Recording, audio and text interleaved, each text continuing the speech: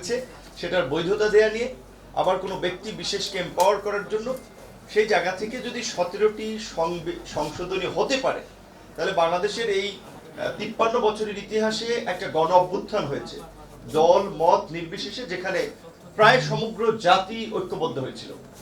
সেই ধরনের একটা রেভলিউশন বা বিপ্লবের পরে অবশ্যই সেই স্পিরিটকে ধারণ করে, জন আকাঙ্ক্ষাকে ধারণ করে একটা নতুন সংবিধান লেখা যায়, রচনা করা যায়, এটা অস্বাভাবিক কিছু না।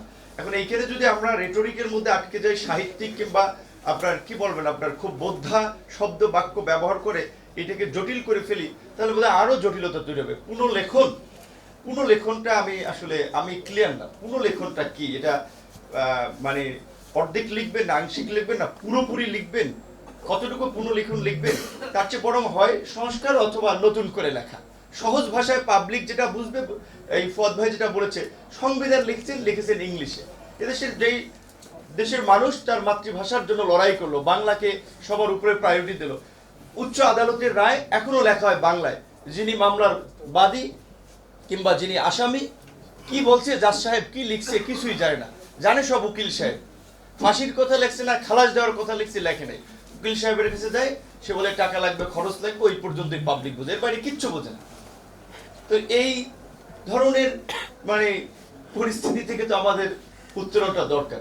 সেদিক থেকে আমাদের সহজ উপলব্ধি হচ্ছে সংবিধানকে নতুন করে রচনা বা নতুন করে লেখাটা, সেটা এই সময়ের দাবি, সেটার সাথে আমরা পুরোপুরি একমত। দ্বিতীয়ত, সংবিধান আবার ফুয়াদ ভাই যেটা বলছিলেন যে অনেকগুলো প্রসিডিউরাল ল লেখা আছে, এটা সংবিধানের পার্ট না।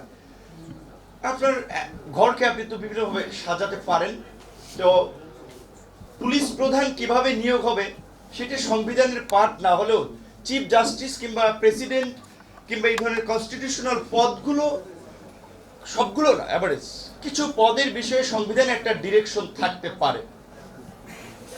আমাদের এই সংবিধানে ৭৭ নম্বর অনুচ্ছেদে একটা সুন্দর প্যারা আছে, ন্যায়পাল বলে একটা অনুচ্ছেদ আছে।